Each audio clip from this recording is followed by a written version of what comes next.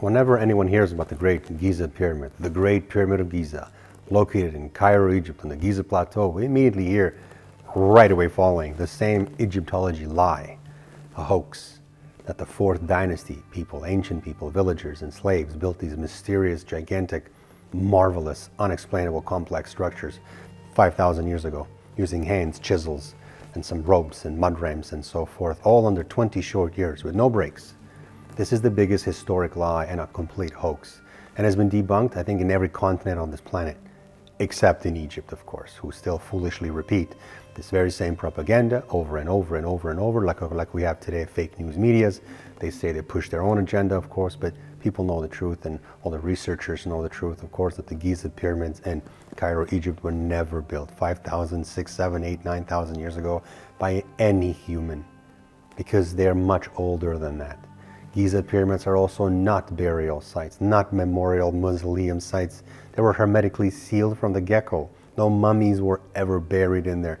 In fact, no mummies were ever found inside of the Great Giza Pyramid. Why? Because no mummies were ever buried there.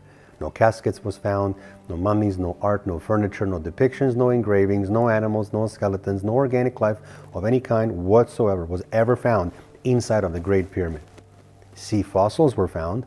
I have 2, because I paid off a guard to be able to chisel a couple and bring them back to Canada, because the Giza Pyramid was completely flooded for tens of thousands of years, and at least 12,600 years ago, as it was already proven by several different world's experts on the pyramids.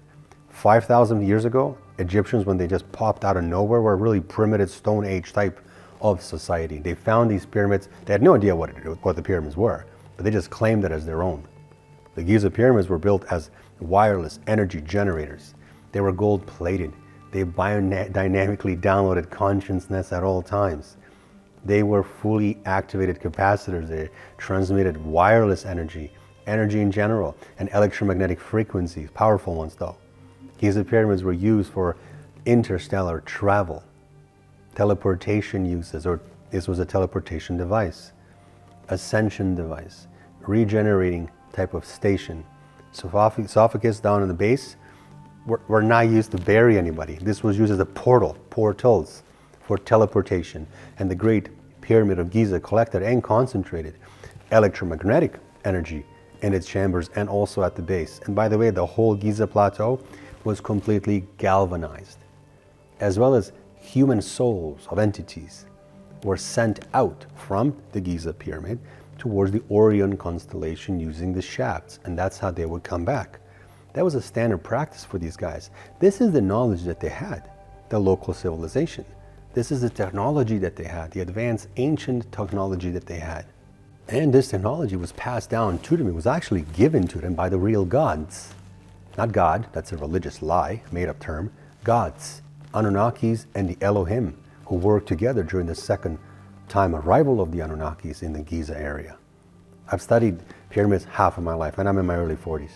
From books to traveling the world, really, looking at the pyramids and attending seminars and workshops and so forth. I've also had a chance to go to the Giza Pyramid in 2019 to tour these pyramids, touch, feel, see things, compare results, obtain seashells, to touch the dream stela at the Sphinx, and go under certain areas or shafts and chambers by paying off guards, looking at the fluvial erosion, so vertical water damages, erosions, evaluating the circular stone coins that no one talks about that are inside of the pyramid stones. There's 2.5 million stones, and none of them can be carbon dated. Why? Because there's no carbon in it at all. Inside of the upper chamber, this whole thing that the king was buried there, it's a complete laughable lie. The granite we see there, I sat in it and meditated. And those that meditate deeply will understand that you are able to shift your focus and energy consciousness into a different density, which I did, fourth density layer. And immediately there were a tremendous amount of entities, beings, silhouettes, high priests and priestesses, humanoid, and they were not Caucasian, they were black and brown, beings with a traditional Egyptian ceremonial type of clothes and headwears that they would wear. Tremendous amount of jewelry, gold jewelry. They looked extremely fancy, magnificent, marvelous. And I saw powerful hieroglyphs, language of the gods, language of the light, and absorbed that into my own consciousness and my third eye by activating and opening my third eye. Stones are alive there. 2.5 million stones, alive. The granite, alive. The pyramid has consciousness, just like our planet Earth has consciousness. That pyramid is very much alive. And I witnessed also, visually speaking, the gigantic, massive 200-ton slabs, granite slabs within this king's chamber. This was cut more precisely than the granite I have in my own kitchen, or any kitchen. There was no grooves, it was just perfectly cut. I tried to use a credit card and I put it in between and I couldn't. Nothing can go in between these slabs.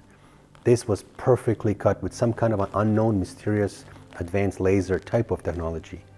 The truth is that the Giza Pyramids are significantly older than what the corrupt Egyptology tells us or lies to us about. They're not 4,000, 5, 6, 7, 8, 9, 10,000. I mean, I can go all night naming numbers. We'll start at 5, we'll go up to 100. No, like Billy Carson, one of the best researchers in the world, has already proven that the pyramids are already at least 36,000 years old.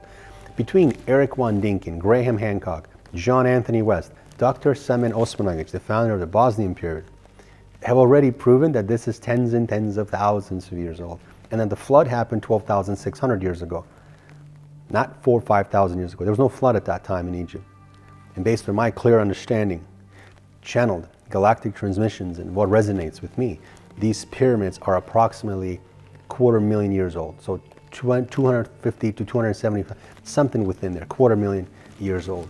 Giza Pyramids and the Sphinx and all of the other pyramids around it were built specifically by the gods, at that time known as the gods, Thoth and Ra. Thoth mainly, T-H-O-T-H, who were actually the versions of the gods, second arrival of the Anunnakis on Earth. Not during Anunnaki's first time, but Thoth is the original designer, extremely powerful giant, exceptionally talented. He invented language and everything else in around that time. This happened during the Anunnakis and Elohim's visit to Earth, during the second arrival of the Anunnakis, when they worked together using a technology very, very similar to the Atlantean technology to create the Giza Pyramid and all of the temples within the fourth density layer on Earth. And then they would bring it in to the third density layer and assemble it. And it was assembled from the inside out. And in Giza, within the third density, these things obviously cannot be seen. Those are able to shift their energy, shift their vibration into the fourth density, and be able to see a tremendous amount of entities still there.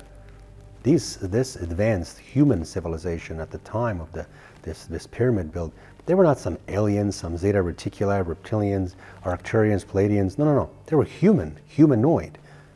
But they were assisted by the off-planet races. And after the Giza completion, Thoth went all around the world and built similar type of pyramids using same methods, same masonry, same stone cutting, same structure. It's all visible today, all around the world, all on latitude 30, ranging from Peru to Giza to Bosnia to Iraq to China, Petra, Jordan, Cambodia, and so forth. Latitude 30, one same line. Egyptians never built these things 5,000 years ago. That's just a lie. It's a laughable lie, but they found these already existing massive pyramid structures and just said, that's ours. They claimed it as their own. Egyptians 5,000 years ago were a very, very primitive society. And I say that very kindly. They were borderline Stone Age. They simply lacked any archaeology knowledge, any architectural knowledge, any engineering knowledge, any engineering skills. They had no tools. To this day, they have no tools. They use wooden ladders. To this day. They had no technology that was even required for pyramid construction or cutting off the stones with laser type of unknown, mysterious precision. They didn't even know how to create a sewage line. And they didn't even know how to create a line that would drain out dirty water or rainwater. They had no idea they even lived on a planet. They had no idea of any continents around Egypt. God entity Thoth, like I said, who was on Earth at that time, was a designer and builder along with Ra. And his depiction, speaking of Thoth, his depiction that he's a bird man. No, he's not a shape-shifting bird man. He was a real humanoid god, very, very tall god. The whole bird thing is an Egyptian bird named Ibis, who was traditionally described as a keeper of the secrets and the wisdom. So they looked at this humanoid god, this 20-foot tall being, and just depicted him with a bird head because he was the designer of all the secrets, all the language and everything else. As far as Ra is concerned, most people don't know this, but there's two Ras. a real Ra, the designer of the pyramids, very powerful off-planet entity of the avian type, avian nature, blue avian nature.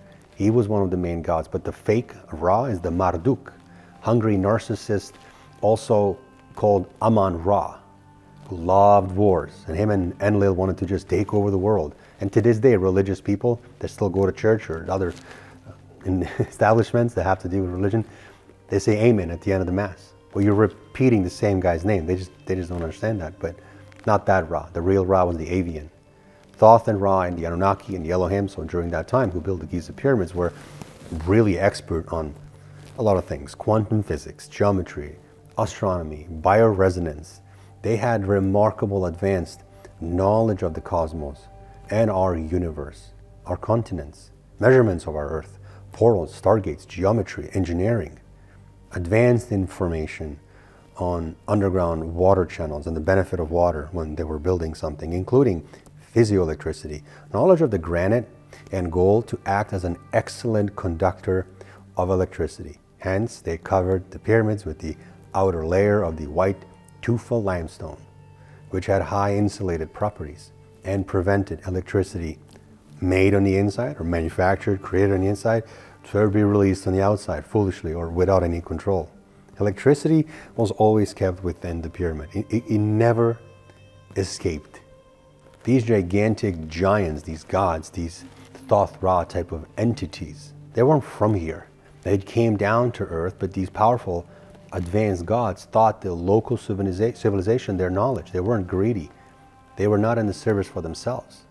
They taught the civilization how to use the advanced technology, how to use teleportation, how to enable and use their own energy field, divine energies and electrical energy of the universe, which ultimately made all of these humans, the local humanoid civilization, live for thousands and thousands of years.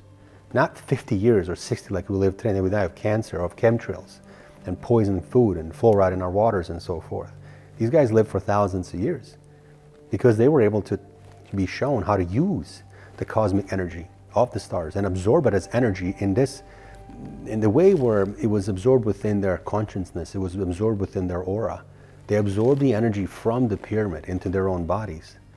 These highly intelligent builders created the Giza Pyramid as a very powerful advanced computer program. Some call it a program, maybe a system, but it was a generator of energy at an actual center point of our Earth today. Giza Pyramid is a center point of our Earth, and it's heavily encoded with highly advanced technology and advanced mathematics.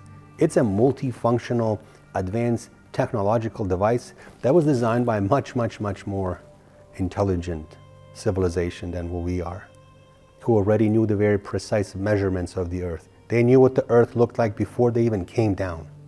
They knew our coordinates, not just what the Earth looked like, but they knew our coordinates, our speed of light, orbital parameters. They knew vortex locations all around the world, including in Giza, before these pyramids were even designed, built, and transported from the fourth density into the third density. Pyramids were built to generate, transmit, and transform energy, to act as energy devices, regenerating stations, energy machines, communication devices. Today we have cell phones and texts and emails. These guys used pyramids to communicate with off-planet locations, to balance chakras, to maintain great health, to live longer, to last a very long time, many generations. They were used as stargates, also allowing other races from other star systems to come to Giza and then return and go back safely, of course, using, again, advanced, unknown, mysterious, non-human technology located within the pyramid structure. In fact, it's still there. Just like under the second paw, left paw of the Sphinx, a craft is there. Pyramids also acted as a conduit in a way, like a pipe, like a conduit, a water channel, which harnessed universal energy and then concentrated it. And the Giza Pyramid certainly generated electricity and acted as a very giant electric battery. And back then, these pyramids had a real golden capstone type of thing. All of them did, not just the Great Pyramid. All of the pyramids had gold all around them, with a very thick layer of capstone on the very top. And building a pyramid on this particular spot in the world, so Giza, created a massive vortex point that healed not just Egypt, that healed the world. It healed because the shaft pointed out to the Orion and Sirius to send out frequencies back and forth and back and forth. So he completely regenerated the pyramid at all times. At all times, it was fully charged at all times. The existence of these ancient civilizations, human civilizations, and these gods who built it, it's unfortunately hidden obviously by our schools and Google and so forth, but corrupt Egyptology is responsible. And they hide it because it doesn't fit their mainstream archaeology propaganda story timeline. Identical style of methods, of stone block or construction or masonry we see at Giza. We also see at different random spots around the world, so different locations that are so far from one another, but if we look at latitude 30 line, they're all on the same line. So Eastern Island, Peru, Jordan, Bosnia, Pakistan, India, Burma, Thailand, Cambodia, and so many different locations. So one straight line all across, connecting all of these ancient structures precisely, latitude 30. This line, this alignment is GPS certified. And these lies have been obviously debunked over the years by hundreds and hundreds and hundreds of different world's top experts, ancient history, pyramid experts, top engineers and scientists, historians, religion experts, construction and stone experts, masonry experts, also crane experts, transportation experts, biologists, cosmologists, physicists, quantum mechanics experts, psychic channelers, spiritual individuals are able to go out of their body. They're able to do opening portals and do remote viewing, remote viewers, contactees. So honest and brilliant individuals, men and women with integrity, such as Robert Shaw, Graham Hancock, Eric Von Däniken, John Anthony West, and just between these four guys, there's 60 million books sold just between them four. Dr. Semen Osmanagic, the founder of the Bosnian Pyramid, Larry Hunter, brilliant author, Robert Bevell, James Gilliland, who owns ESETI, United States, Christopher Dunn, Billy Carson, a phenomenal expert researcher in the Anunnakis, who translated the Emerald Tablets, Peter Maxwell Slattery from the ESETI, Australia, Dolores Canyon, world's greatest regressionist, Andrew Collins, Brian Forrester, Michael Tellinger, another expert on the Anunnakis, Stephen Greer, top name in ufology, David Wilcock, phenomenal author, David Icke, phenomenal author, Barbara Lamb, second best top world's regressionist, Zachariah Sitchin, the greatest author known to mankind, Jordan Maxwell, expert on the occult and secret societies and ancient civilizations. Even the German guy, Rainer Stendelmann, the director of German Archaeology Institute in Cairo, they all say the same thing, and they're correct about it. No Egyptians built the pyramids 5,000 years ago, or 6 or 7. It's impossible. They're much, much, much older. Really, the only thing that the Egyptians did after they found the pyramids there already is eventually, they recarved the Sphinx's head from the lion head that it was. And now it's a mockery, but that's exactly the only thing they did. And they stole a whole lot of gold. That's about it. They destroyed a couple other places and hid the second Sphinx location and so forth and so forth. And they've done a lot of reconstruction, a lot of obviously renovation, but the Sphinx is completely destroyed. The water damages, the vertical erosion lines have completely destroyed the Sphinx. And these damages are clearly observed. And this was caused by rain, heavy rain, called fluvial erosion over long periods of time, of course, not just a few weeks or a few months, but there was no flood, no rain anywhere near Egypt 5,000 years ago, because they were not built 5,000 years ago. To this day, corrupt Egyptology will not admit and truthfully explain how did their people in 4th dynasty even build this pyramid? What experience did they have on pyramids, building pyramids? None. Who designed it? How were the heavy stones even lifted? How were they cut, so precisely cut? With what technology? It wasn't by hands. So with what technology? How did they gain the experience in the pyramid building in general? What other pyramids, which regions did they build prior to the great Giza Pyramid, the most precise pyramid on the world? Which technology did they use for this pyramid building? Which tools did they use? Who assisted them? How did they really even carry these heavy stones to a 480-foot height of the Great Pyramid? With what? It wasn't a mud ramp, but with what? How did the primitive villagers at that time even really know that the Giza Pyramid is located on latitude 30, exactly 1/3 of the way between the equator and the North Pole, along with standing heads in the Eastern Island and pyramids Peru and China and Jordan, Petra Jordan, Iraq, Iran, Bosnia, and so forth. 5,000 years ago, realistically speaking, Egyptians were such primitive society, they knew very, very basic math. They were the 2 + 2 people. And they did not possess any advanced ramps, any advanced tools, advanced cutting technologies or tools, no cranes, no iron tools. They had no idea of any advanced engineering or cutting abilities whatsoever. 5,000 years ago or 6,000 years ago, they were never a progressive society. They, along with their tools, were very primitive. They never possessed any technology or machinery or ability even to lift a rock, a single stone, 20 tons. They couldn't lift it.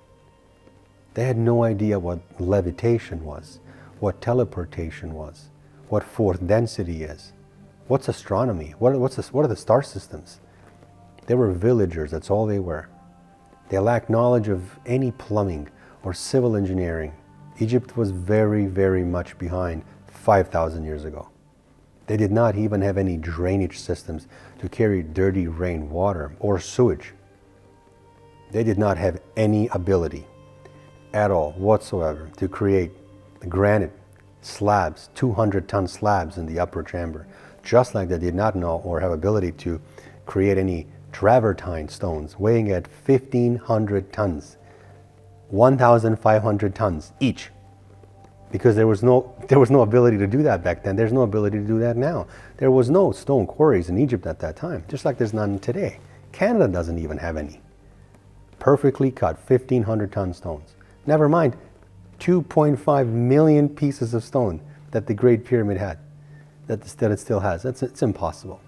The Great Pyramid actually has 8 sides, with concavity on each side, of course, not just the standard 4 sides. But when geometry gets translated and analyzed, what's discovered or what's observed, what's seen is that the pyramid itself produces numbers. So universal constant, pi constant, the golden ratio, Euler's numbers.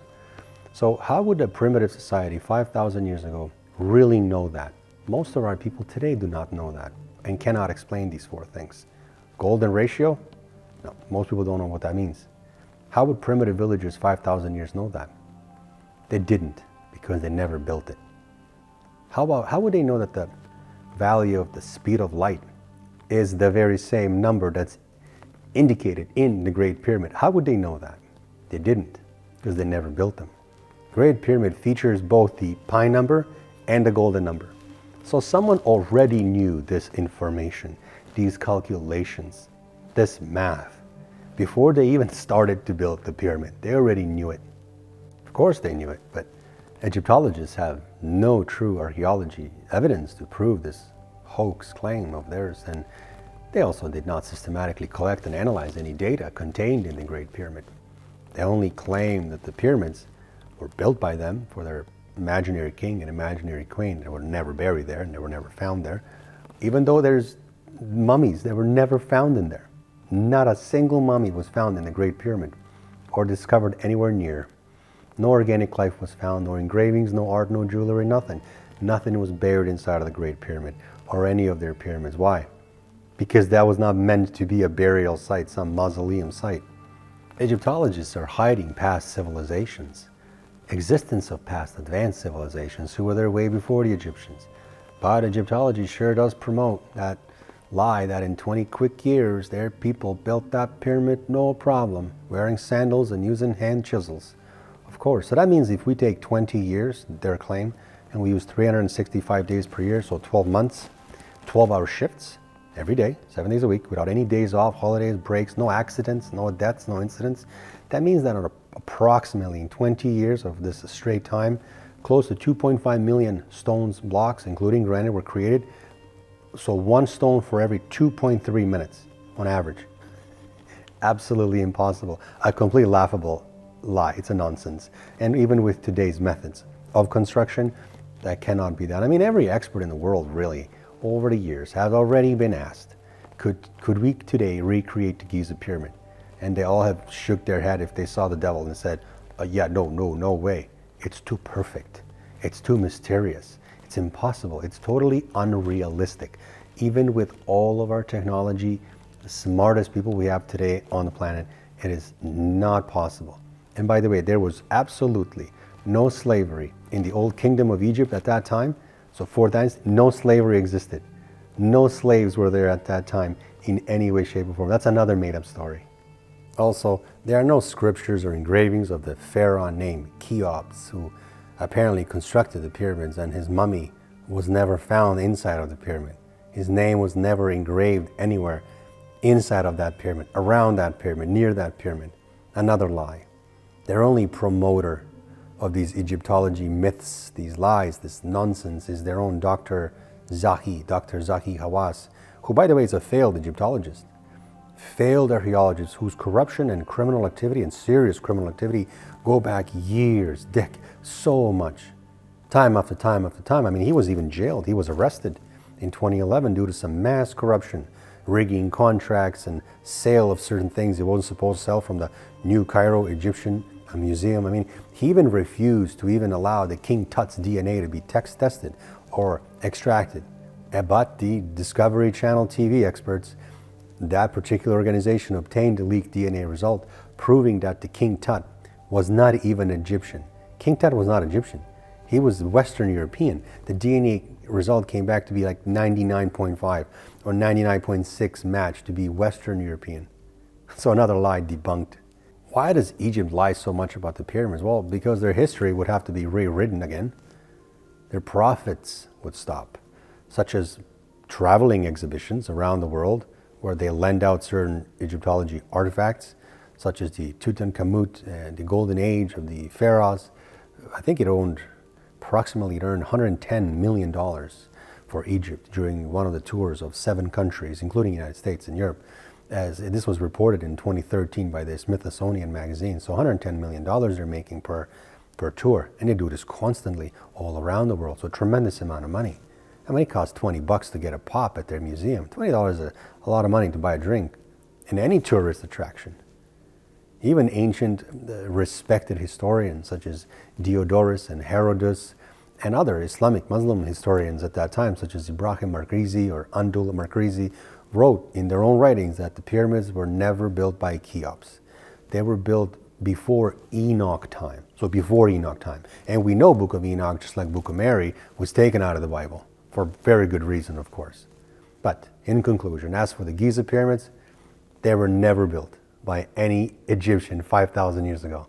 And this insulting lie must never be repeated again to our children and their children and children's children. We must tell the truth that the pyramids in Giza are much older.